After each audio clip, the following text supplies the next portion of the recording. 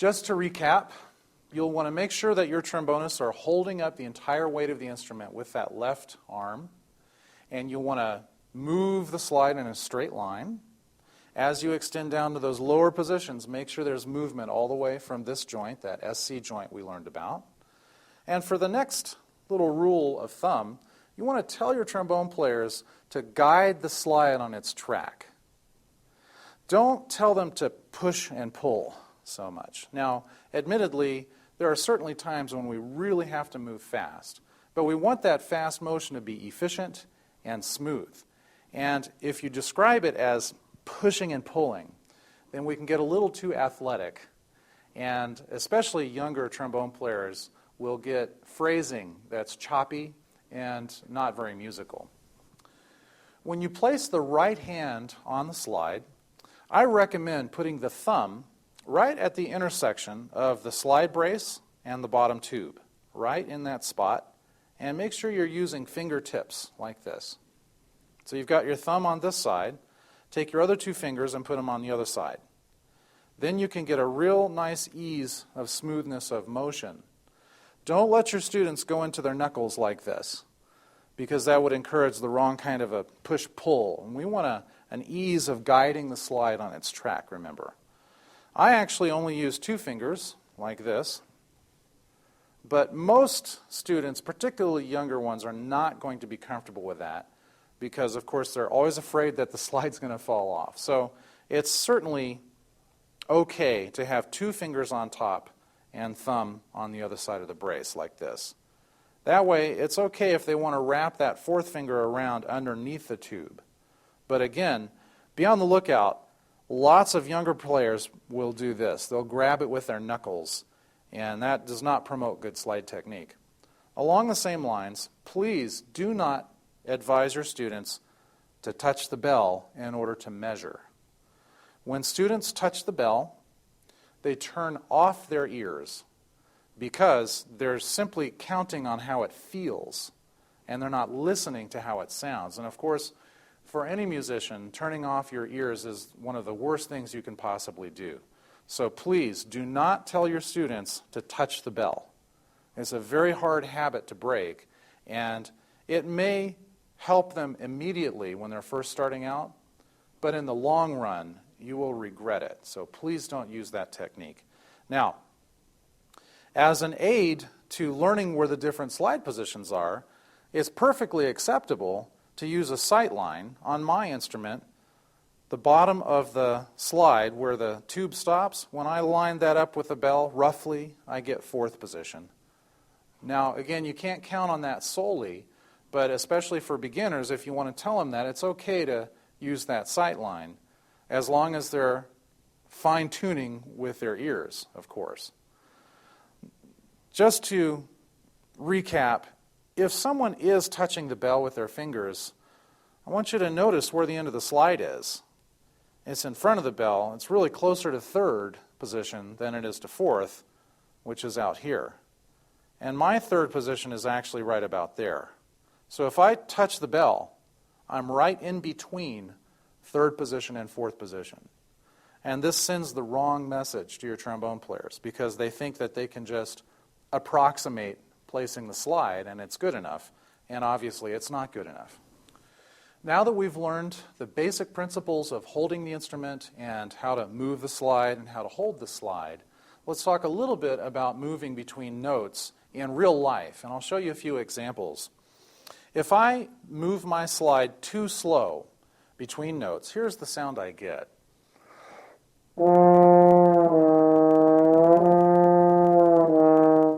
Clearly, we're getting a glissando, which we don't want.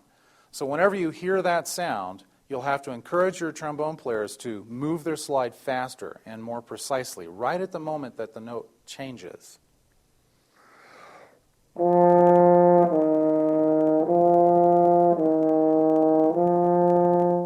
So I'm doing a couple of things to get rid of the glissando. I'm moving faster, but I'm also using my tongue to articulate right at the moment that the note changes. And we need to coordinate the articulation with the slide motion.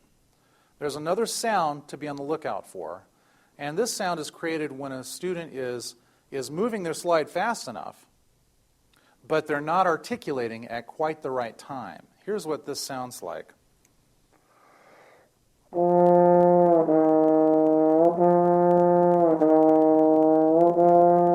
So my tongue is late in this case. So a good way to fix this problem is to have your students play air trombone. In other words, blow, no sound. And this will uncover the problem a little more clearly, and they can start to coordinate the tongue with the slide motion. The next point about trombone slide technique is you want your airstream to be independent of your slide motion. And here's what I mean. Some trombone players send a puff of air through the instrument each time they move the slide, which would be something like this. In other words, their air is attached to their arm. And it's kind of like human nature to do this, but what we want is we want to develop an independence between the air and the arm so that the air flow is constant and steady regardless of what the arm is doing. And here's what that would sound like. So playing air trombone, that is blowing while you move the slide and not creating a tone, is a great way to diagnose this problem because it's very clear if the air is puffed. Now, some trombone players do this because they're trying to avoid a glissando or a smear. So they'll put space between the notes by using puffs of air like this. Now, this does solve the problem of the glissandos between notes, but it also prohibits good phrasing. So what we really want is we want to encourage that constant, steady airflow and the fast, precise slide, and using our tongue between notes in order to avoid the glissando.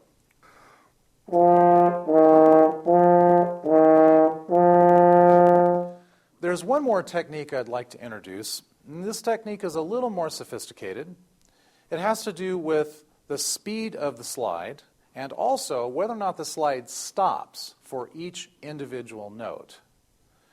Again, this is a sophisticated technique, so I would only introduce it at the high school level, and even then make sure that the student is using their air properly first, obviously, and that they have a good foundation in moving the slide. Now I'm going to play a passage for you, starting slowly, and you'll see, as I'm slow, I'm going to stop the slide for every note. But then I'm going to gradually speed up, and as I do so, there will come a point when I'm so fast that I can't stop the slide for every note. And you'll see a gradual change in the slide technique. And notice that at some point along the way, I'm not going to be stopping my slide for every note anymore.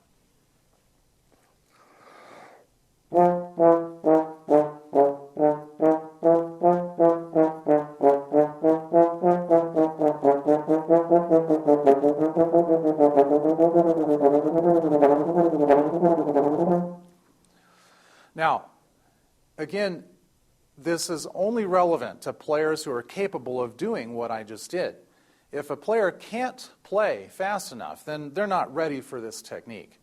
But if you have an advanced player who is having trouble playing faster passages, then it's time for them to understand that it may be fast enough that the player is simply going to pick up the note as they go by. And they're not going to try and stop the slide for every note. And trombone players sometimes call this notching. You're going to notch the note and stop the slide for that note. It really depends on the situation, though. A good example in the band literature is the Holst second suite in F. If I were to play that little scale on the trombone, now, if I go a little bit faster, then you're going to see a very subtle shift in how I'm moving the slide. And I'm going to just pick it up as I go by. On the other hand, if I play the scale a little slower, you'll see notching. In other words, stopping the slide for every note.